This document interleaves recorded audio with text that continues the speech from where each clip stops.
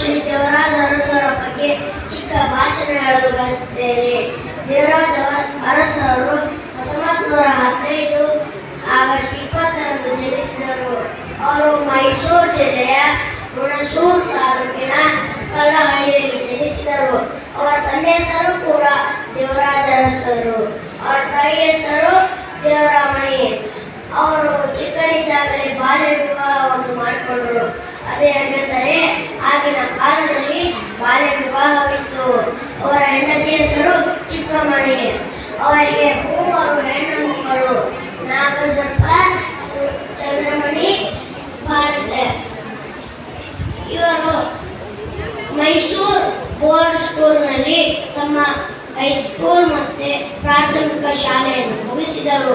ಅವರು ಬೆಂಗಳೂರಿಗೆ ಹೋಗಿ ತಮ್ಮ BSc ಪದವಿಯನ್ನು ಮುಗಿಸಿ ತಮ್ಮ ಊರಿಗೆ ಬಂದು ರೈತರ ಕೆಲಸವನ್ನು ಮಾಡುವಾಗ ಅವರ ಮನದಲ್ಲಿ ರಾಜಕಾರಣಿಯ ಕೆಲಸ, ಅದು ರೈತರ ಕೆಲಸ ಮಾಡಲು ಬಿಡಲಿಲ್ಲ.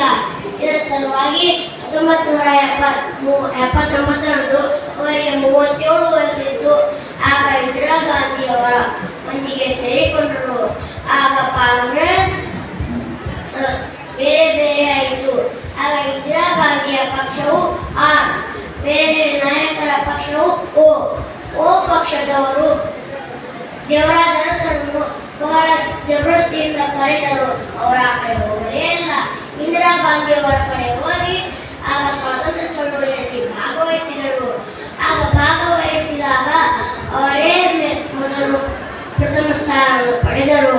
ಆಗ 2 ವಿಧಗಳಿದ್ದವು. ಆ 2 ವಿಧಗಳಲ್ಲಿಯೂ ಅವರೇ ಮೊದಲು ಬಂದರು. ಇದರ ಸಲುವಾಗಿ ಅವರು ಇಂದಿರಾ ಗಾಂಧಿಯವರ ಪಕ್ಷ ಕಡೆ ಸೇರಿಲ್ಲ. ಇದರ ಸಲುವಾಗಿ ಇವರು CM ಆದ ನಂತರ ಆಗ S ಪಕ್ಷ ಕಡೆ ಹೋಗಿದಾಗ ಅವರು ಸೇರಿಸಿಕೊಳ್ಳಲಿಲ್ಲ. ಇದರ ಸಲುವಾಗಿ ಗುಂಡೂರಾವ್ ಪಕ್ಷ ಕಡೆ ಹೋಗಿದಾಗ ಅಲ್ಲಿ PM ಆದರು.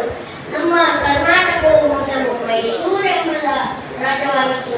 ಇದನ್ನು ಕರ್ನಾಟಕ ಎಂದು ಹೆಸರಿಟ್ಟ ದಿನ 1973ರಂದು ಯಾರಿಗೂ ದಲಿತರಿಗೆ ಶಾಲೆಯನ್ನು ಕಟ್ಟಿಸಿ ಹಾಸ್ಟೆಲ್ ಅನ್ನು ಕಟ್ಟಿಸಿದ್ದಾರೆ. ಎಷ್ಟೊಂದು ಚಿಕ್ಕ ಭಾಷೆಗಳನ್ನು